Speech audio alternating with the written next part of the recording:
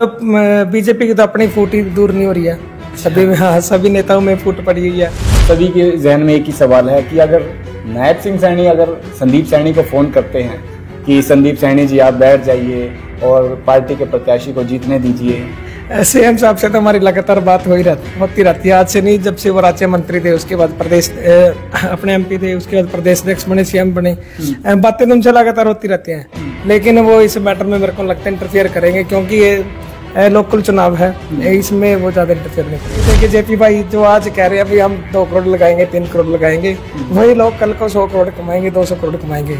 हाँ, ये कोई बिजनेस नहीं है भाई, यहाँ इन्वेस्टमेंट कर दी तो यहाँ से प्रॉफिट लेना। तो 2 करोड़ लगाने वाला कौन सा प्रत्याशी है? जो सरकारी खर्चा चुनाव आयोग ने जो रखा है, हमारा तो उससे भी कम रखा है। लगभग 10-11 साल से सीवन में बीजेपी ने राज किया है। पहले विधायक कुलवंत बाजीगर थे, उसके बाद ईश्वर सिंह जो सरकार का हिस्सा थे। आज तक सीवन में एक ईंट नहीं कहीं प्रत्याशी के नामांकन को लेकर अरविंद शर्मा जी को आना था, लेकिन आए नहीं, तो क्या कुछ कहना? जी वैसे तो पहले विधायक जी के रोड शो में राजनाथ सिंह जी को भी आना था, लेकिन उन्हें ग्राउंड की सच्चाई पता था, इसलिए वो आए नहीं। वही मैटर यहाँ। तो सीवन नगर पालिका जो हॉट सीट बन चुकी है, क्योंकि भाजपा का जो कोर वोटर माना जाता था, चाहे ब्राह्मण समाज हो, चाहे सैनी समाज हो, यानी बीसी समाज भी हो, तो उनमें से अलग अलग समाजों के जो प्रत्याशी है वो मैदान में है, चाहे ब्राह्मण समाज हो, चाहे फिर सैनी समाज हो।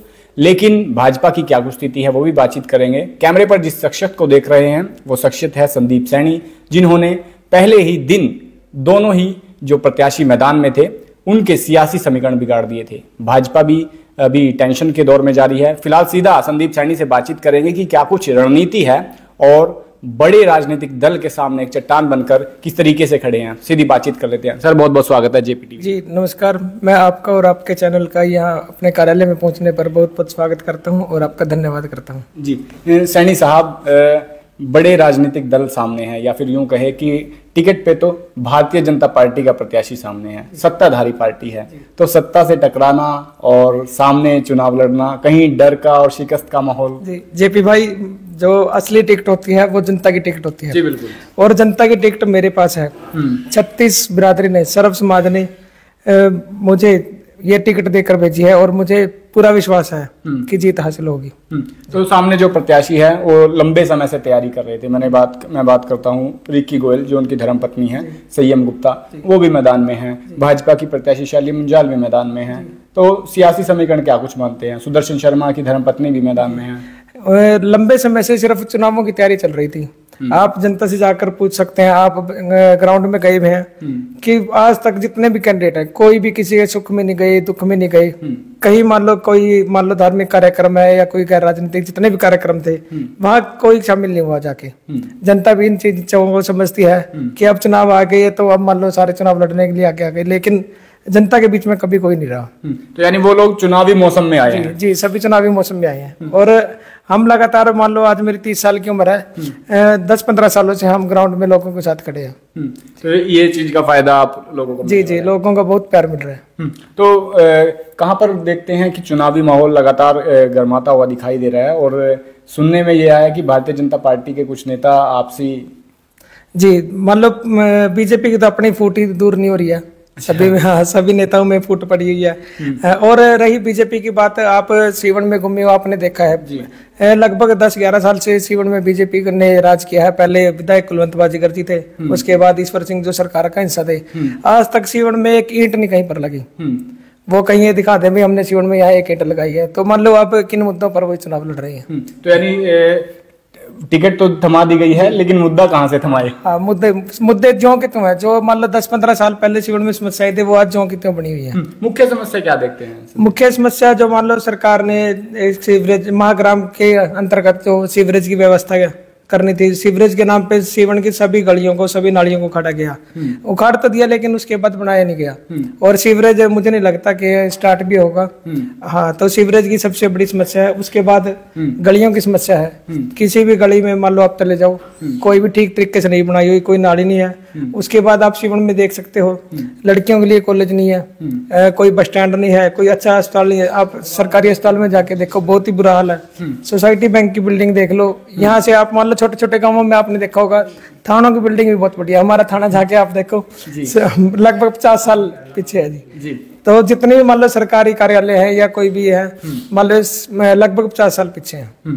तो ये जो पीछे टाइम मशीन में सीवन चला गया है, तो आगे किस तरीके से आप आएगा, आप किस तरीके से काम करेंगे? जी, मैंने और मेरी टीम ने बिल्कुल योजना बनाई हुई है सीवन के लिए कि किस तरह से कार्य करना है। हमने मान लो और देखे हैं, जैसे नगर पालिका होगी, कैथल होगी, पुंडरी होगी, मान लो वो बहुत अच्छे तरीके से उन्होंने वहाँ डेवलपमेंट हुई है। लेकिन सीवन के लिए हमने बहुत बढ़िया प्लान बना रखे हैं जिन्हें ग्राउंड पर इम्प्लीमेंट किया जाएगा।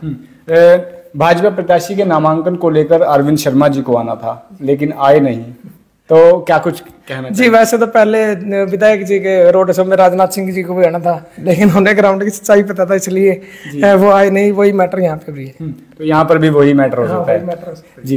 तो और सामने जो प्रत्याशी है उनको क्या कुछ, क्योंकि जब आप बार बार उन लोगों से मिल रहे हैं तो वो भी गले मिल रहे हैं और आपसी भाईचारा यहाँ पर एक दिखाई दे रहा है। जी, ये चुनाव जो भाईचारे का चुनाव है, क्योंकि चुनाव तो 10 दिन का, उसके बाद हम सभी को एक साथ रहना है, इस पर मैं ज्यादा कुछ नहीं कहूँगा। तो आपसी भाईचारा बरकरार रखने को लेकर, हाँ, आपसी भाईचारा बरकरार रहना चाहिए। तो एक और सवाल है जो सभी के जहन में है, सभी के जहन में एक ही सवाल है कि अगर नायब सिंह सैनी अगर संदीप सैनी को फोन करते हैं कि संदीप सैनी जी आप बैठ जाइए और पार्टी के प्रत्याशी को जीतने दीजिए। सीएम साहब से तो हमारी लगातार बात होती रहती है, आज से नहीं, जब से वो राज्य मंत्री थे, उसके बाद प्रदेश अपने एमपी थे, उसके बाद प्रदेश अध्यक्ष बने, सीएम बने, बातें तो उनसे लगातार होती रहती हैं। लेकिन वो इस मैटर में मेरे को लगता है इंटरफेयर करेंगे, क्योंकि ये लोकल चुनाव है, इसमें वो ज्यादा इंटरफेयर नहीं करेंगे। क्या फिर इसी रणनीति को देखते हुए पवन सैनी को भी मैदान में उतारा, प्रभारी नियुक्त किया भाजपा ने?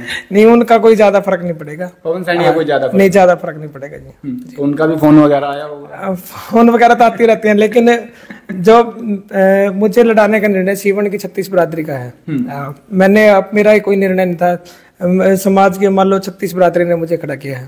तो इस एक सामान्य व्यक्ति को लगता है कि एकदम हेमलता को चुनावी मैदान में उतार दिया गया, लेकिन पीछे की कहानी क्या है कुछ है सैनी साहब? जी, लगभग 10-15 सालों से हम लोगों के बीच में है, उनके सुख में दुख में, चाहे मान लो उन्होंने आधी रात को बुलाया, हम उनके बीच में थे। हमारे मन में कभी ये नहीं था कि हमने चुनाव लड़ना है। अगर चुनाव लड़ना होता तो हम लगभग 6 महीने पहले जैसे और प्रत्याशी खर्चा कर रहे हैं, तैयारियां कर रहे हैं, हम भी उसी तरीके से चलते। ये तो समाज का निर्णय था, भाई आपने चुनाव लड़ना, तो तभी हम चुनावी मैदान में आए हैं। खर्चे से याद आया, धन बल का प्रयोग किया जाएगा, उससे कैसे चुनाव? नहीं, देखिए जेपी भाई जो आज कह रहे हैं भाई हम 2 करोड़ लगाएंगे, 3 करोड़ लगाएंगे, वही लोग कल को 100 करोड़ कमाएंगे, 200 करोड़ कमाएंगे। हाँ, ये कोई बिजनेस नहीं है भाई यहाँ इन्वेस्टमेंट करती तो यहाँ से प्रॉफिट लेना है। मेरा मानना ये है कि जो ये नगर पालिका के चुनाव है, ये पार्षद के चुनाव है, ये लोगों के लिए है, लोगों की सेवा करने के लिए है। तो 2 करोड़ लगाने वाला कौन सा प्रत्याशी है? नहीं, ये हम लोगों में जाते हैं, कहते हैं वो भाई कह रहे हैं भी 2 करोड़ लगेंगे, 3 करोड़ लगेंगे, ऐसा कुछ नहीं है। जो सरकारी खर्चा चुनाव आयोग ने जो रखा है हमारा, तो उससे भी कम लगेगा। यानी धन बल पर चुनाव नहीं जीता जाएगा? धन बल पर कोई वो नहीं, मुद्दों का चुनाव है और मुद्दों पर ही होगा। तो मुद्दों को लेकर धरातल पर जा रहे हैं, और लोगों का क्या कुछ कहना? जैसे आपने कहा कि 36 बिरादरी में आपका वोटर है, तो तमाम मोहल्लों में, तमाम नुक्कड़ पर, चौराहों पर आप जाते हैं, उनका क्या कुछ कहना है? जी, हम जिस भी मोहल्ले में जाते हैं, जिस भी वार्ड में जाते हैं, 16 वार्ड में हमें भरपूर प्रेम मिल रहा है, भरपूर प्यार मिल रहा है। और लोग मान लो चाहते थे कोई एक अच्छा कैंडिडेट मान लो जो साझा हो, सर्व जातीय हो, हाँ, तो मैदान में आए, तो हम मान लो लोग बहुत ज्यादा समर्थन कर रहे हैं। तो फिलहाल सीवन की सियासत में क्या कुछ रहेगा, लेकिन सीवन हॉट सीट बन चुकी है। और कमेंट बॉक्स में राय देना ना भूले और चैनल को फॉलो करना ना भूले, ताकि तमाम अपडेट आप तक पहुंचती रहे।